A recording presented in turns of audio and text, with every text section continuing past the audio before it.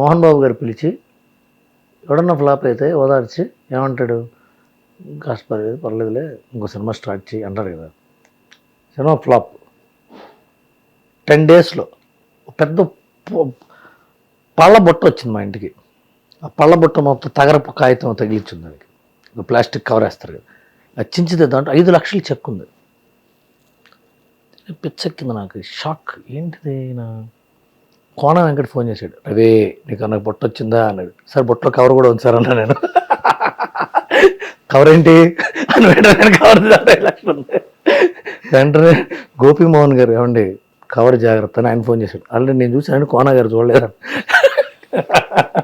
So ముగ్గురికి 5 లక్షలు ఇచ్చి మీరు నా సినిమా, నా కొడుక్కి సినిమా చేయరాయకున్నాడు. ఏది సినిమా ఫ్లాప్ అయి 10 రోజులు ఏడుస్తుంటే కూర్చుని, అదే దేనికైనా రెడీ, అది పెద్ద హిట్. అది ముగ్గురు అక్కడి నుంచి వరుసగా 4 మళ్ళీ రైటర్గా టప టప టప టప టప టప మళ్ళీ డైరెక్షన్ చేయాలనిపించింది, చేశా.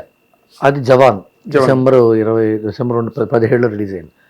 ఆ తర్వాత ఏం చేయాలో తెలియదు నాకు, నేను షాక్. అది కూడా it has also not played well అంటే చాలా మంచి సినిమా, మంచి సినిమా, క్రిటికల్లీ ఎక్లేని పలకల సరస్వతి, లక్ష్మి పలకల సరస్వతి పలికింది, సరస్వతి పలికింది లక్ష్మి పలకల. ఏం చేయాలరా భగవంతుడు అని కూర్చుంటే, అసలు చూడండి దిల్ రాజు గారు పిలిచి, ఆ థ్యాంక్ యూ స్క్రిప్ట్ ఉంది కదా రాయవా, పూర్తి చేయవా అన్నాడు. మీ అమ్మది ఉడుతుంది కదా అని చెప్పి ఓకే సార్ అన్న. డిసెంబర్లో రిలీజ్ అయింది సినిమా, డిసెంబర్ 1. డిసెంబర్ 23 మా ఇద్దరిని, నేను నా కళ్యాణ్ అన్న రైటర్ తెలిసి ఉంటుంది, తెలుసు, జగన్ దగ్గర ఉంటాడు, ఇద్దరం కలిసి కన్యాకుమారి వెళ్ళాం. ఇంకా అది మొదలైంది.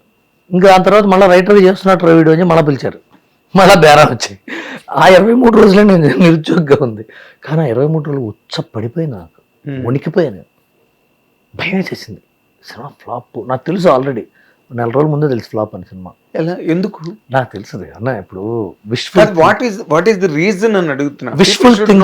విష్ఫుల్ థింకింగ్, ఇంటలెక్చువల్ గెస్ అని 2 ఉంటాయి.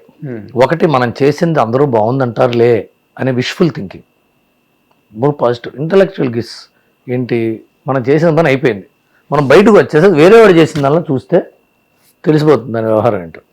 సినిమా 80% చాలా బాగుంటుంది, చాలా టెన్షన్గా ఉంటుంది సినిమా.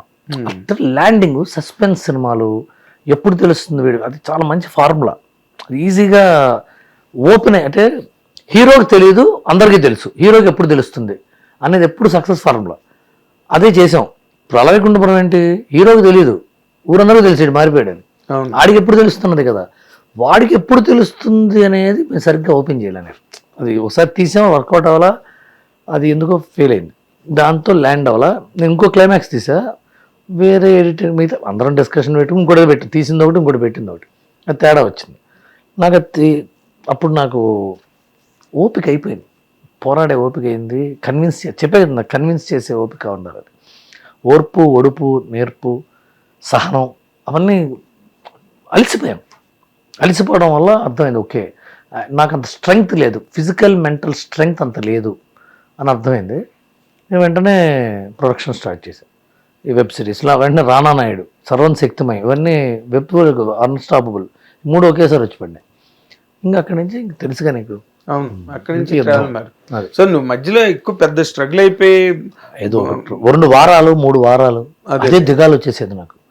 అవును, అంతే కదా, నీకు నెక్స్ట్ ఆఫర్ వచ్చే వరకు నీకు తెలియదుగా నువ్వేం చేస్తావు, ఏంటిది ఎట్లా, ఇప్పుడు ఏం చేయాలి ఇప్పుడు అనేది భయం వేసేసేది నాకు. అప్పుడు ఏం పర్వాలేదు, నేను కోటాల శివ లాంటి వాళ్ళు వీళ్ళు ఎన్నో మామూలే కదా అంట, ఏదో వర్క్ వస్తుంది. నాకు అది ఎప్పుడు చాలా మందికి వర్క్ లేని సందర్భాలు ఉంటాయి. వర్క్ వస్తే మాత్రం 2-3 ఏళ్ళు పెద్ద ప్రాజెక్ట్ చేసి 2 కోట్లు 3 కోట్లు తీసుకుని మళ్ళా 2 ఏళ్ళు ఖాళీగా ఉండి అట్లా నాకు లేదు. ఎప్పుడు నిరంతరం వర్క్ కంటిన్యూ అంటూనే తర్వాత అంటే నేను సాధించగా నా కెపాసిటీ, నా పొటెన్షియల్ ఇది, దానికి ఇన్ పార్ విత్ నేను సాధించలేకపోయాను అని ఎప్పుడైనా నీలోని అలాంటి ఫీలింగ్ ఉండడం పాజిటివ్, లేకపోతే అది పెద్ద విషయం కాదు. కానీ నేను డైరెక్టర్ సక్సెస్ అయితే బాగుండేది 1-2 సార్లు అనిపించింది. ఎప్పుడంటే రైటర్గా నేను 2-3 సార్లు మోసపోయాను. ఇలా నేను ఒక కథ రాసి ప్రొడక్షన్ హౌస్కి చెప్పి, హీరోకి చెప్పి, డైరెక్టర్ ఎవరు అంటే నేను చేయదలుచుకోలేదు సార్, వేరే ఒక డైరెక్టర్ని తీసుకొద్దాం చెప్తే ఆ డైరెక్టర్ని తీసుకొస్తే ఆ డైరెక్టరు ఐదర్ ఈ కథ బాగాలేదండి నేను ఇంకోటి చెప్తా అన్నవాళ్ళు ఉన్నారు. అప్పుడు ఏమవుతుంది, నన్ను పక్కన పడేస్తారు. ఆ కథ నచ్చకపోతే వాడిని పక్కన పడేస్తారు, టోటల్ ప్రాజెక్ట్ పడిపోతుంది. అలా ఒకసారి జరిగింది. ఇంకోసారి ఏంటి సార్ కథ బాగుంది సార్, నా పాయింట్ ఆఫ్ వ్యూలో రాస్తా అని ఇంకోటి వచ్చి మొత్తం కథ పెంట చేసి హీరోకి ఇదే ఆ కథ మనం ఏదో అనుకున్నామే, ఈ డైరెక్టర్ పనికిరాడు, ఈ కథ పక్కన పెట్టేసింది. 2-3 సార్లు జరిగాం. ఒకటే 6 నెలల వ్యవధిలో 3 సార్లు జరిగింది అట్లా. దాంతో నేను ఖిన్నుని అయిపోయాను, షాక్ అయిపోయాను. అదే నేనే డైరెక్టర్ అయి ఉంటే, నా సినిమా సక్సెస్ అయి ఉంటే, నేను ఇది ఆ సక్సెస్ పెట్టుబడితో ఈ పెద్ద సినిమా చేసేవాడిని కదా బాబా అని 1-2 సార్లు ఫీల్ అయ్యాను. అవునా? ఫీల్ అయ్యాను చాలా అంటే నాకు కన్నీళ్ళు రావు, కానీ అంటే కన్నీళ్ళు ఆ విషయం నాకు నా కుటుంబము నాకు తెలిసిన వాళ్ళ శారీరక బాధలు తప్ప కెరీర్గా ఇప్పటిదాకా నేను కన్నీళ్ళు పెట్టుకోవాలి. సరే okay it's all right brother అని రామారావు గారు అంటారని మోహన్ బాబు గారు ఎప్పుడు అంటుంటారు. అది నాకు బాగా అలవాటు. అది కేవీ రెడ్డి గారి మాట, అది రామారావు గారికి అక్కడి నుంచి వచ్చింది. అది ఇట్స్ ఆల్ రైట్ బ్రదర్ అన్నది. సరే ఓకే నెక్స్ట్ అంటుంటాను, నాకు అది అలవాటు అయిపోయింది. ఓకే నెక్స్ట్ నువ్వనేదే ఉంది, ఎవరో ఒకరు వచ్చి నిన్నే ముందుకు తోసేస్తూ వచ్చావు ఇక్కడ వరకు. సో సరే 1-2 సార్లు బాధపడ్డాను. బట్ ఛాలెంజ్ లేకపోవడం కూడా ఒక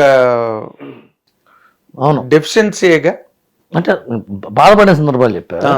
అండ్ ఓకే డైరెక్టర్ ఏమి ఉంటే ఇది ఉండేది కాదు కదా అనిపించింది. బట్ సరే ఏంటంటే నాకు ఇప్పటిదాకా అన్నీ మంచిగానే జరుగుతూ వచ్చినాయి కదా. నేను ఎప్పుడు బాధల్లో చూడలేదు, అది ఎప్పుడు బాగానే ఉంటాయి కదా. ఇంతకంటే ఏముంటుంది లైఫ్. ఎప్పుడు ఇంకోళ్ళ గురించి కావాలంటే కొట్లాటకి దిగేవేమో ఒకసారి 2-3 సార్లు ఏదో ఇంకోటి తరఫున కత్తి పట్టుకెళ్ళాను తప్ప నీ గురించి నువ్వేమీ ఎక్కడ పోరాడింది లేదు అసలు. ఎందుకు అయిపోతుంది. కానీ ఛాలెంజ్ లేని మెంటాలిటీ సినిమా ఇండస్ట్రీలో ఏం సాధించగలదు?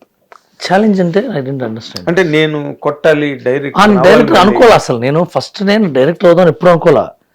నేను డైరెక్టర్ అవుదాం అనుకోలే.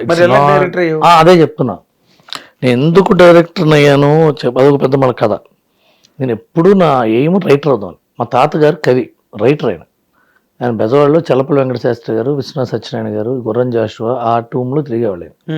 తిరుపతి వెంకటకవిలో చల్లపల్లి వెంకట అమ్మా నీకు ఒకటికే తెలిసాం, లాస్ట్ నువ్వే. తిరుపతి శాస్త్రి గారు, చల్లపల్లి వెంకట శాస్త్రి గారు వాళ్ళందరూ మరి పాండవ ఉద్యోగ విజయం, కురుక్షేత్ర నాటకం. ఇప్పుడు రామారావు గారి సినిమాలు అన్నిట్లో పద్యాలు వాళ్ళే. అసలు రామారావు పద్య sorry with all due regards to Ramarao, ఆంధ్రనాట రైతు గాని చదువుకునేవాడు రిక్షావాడికి కూడా ఎక్కడ నుండి రాక బావా ఇప్పుడు వచ్చి తీవు జెండాపై కపిరాజు చెల్లియో చెల్లకో అలుగుటే ఏ రంగుని పద్యాలు రాకుండా ఎవడు లేడు. అవన్నీ తిరుపతి వెంకట కవులు రాసినవి. అవన్నీ తిరుపతి వెంకట కవులు రాసినవి. హిట్ టీవీ యాప్, ఇందులో short news, live news, entertainment shows, movies, digital magazines తో పాటు మీ జిల్లా వార్తలను కూడా ఫ్రీగా చూడొచ్చు. ఇంకెందుకు ఆలస్యం, వెంటనే హిట్ టీవీ యాప్ ని డౌన్లోడ్ చేసుకుని ఫ్రీగా ఎంటర్టైన్మెంట్ పొందండి. Hit TV app. Hit TV app. Please download hit TV app. Hit TV app ని ఫ్రీగా డౌన్లోడ్ చేసుకుని ఎంజాయ్ చేయండి. మీకు నచ్చిన ఎంటర్టైన్మెంట్ కోసం హిట్ టీవీ యాప్ ని ఫ్రీగా డౌన్లోడ్ చేసుకుని ఎంజాయ్ చేయండి. హిట్ టీవీ యాప్ ని డౌన్లోడ్ చేసుకుని ఆస్వాదించండి, ఆశీర్వదించండి. ఇంతమంది సెలబ్రిటీలు హిట్ టీవీ యాప్ ని డౌన్లోడ్ చేసుకోండి అని చెప్తున్నారంటే ఎంత మంచి యాప్ ఆలోచించండి. అమెరికా అమెరికా అమెరికా అమెరికాలో చదవాలనుకునే వాళ్ళకి విశ్వసనీయమైన పేరు మన శౌర్య కన్సల్టెన్సీ. UK లో 1 year masters, UK లో 1 year masters, 2 years work permit up to 5 years visa. Contact Saurya Consultancy. Contact 89851 89851.